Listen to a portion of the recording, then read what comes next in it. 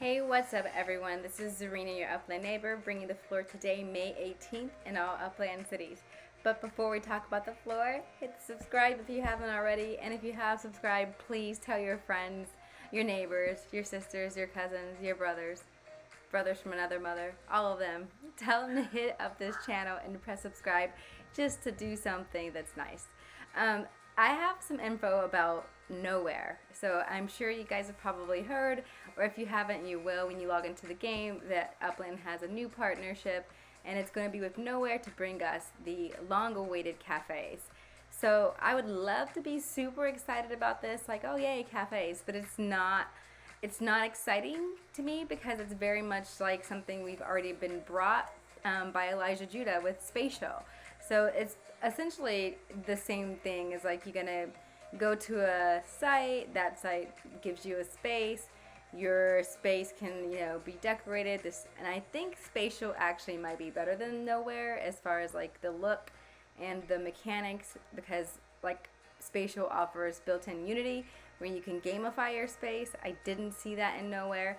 However, I do see players already checking out Nowhere and building spaces. So it seems like players are getting excited, which is good, because if the community gets involved and actually throws up their own spaces, and they start doing activities in these places and making it fun for people to actually go visit their experience, then it might be really cool. So we'll have to see what players have to offer.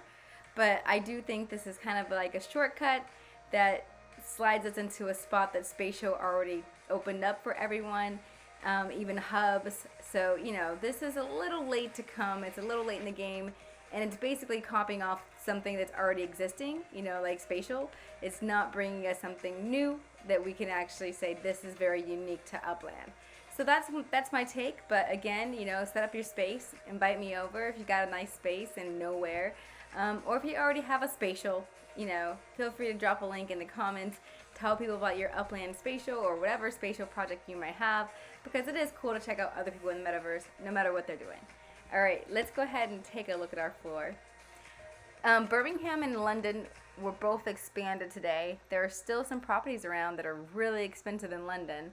I'm not sure about Birmingham. I didn't really check to see about how the non-FSA minting floor, the availability of non-FSA properties in Birmingham. I don't know if they're still there or not. They're probably grabbed up, but I didn't bother this time. This is like the first one I've actually chosen to sit out, but I chose only because I didn't want to buy more UPX.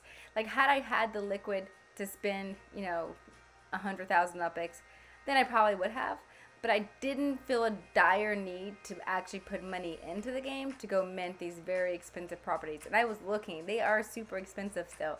I feel like, when you're minting over 30,000 UPX for one property, and it may not even be a collection, that's a bit much for me to go ahead and just randomly spend my UPX or my money on.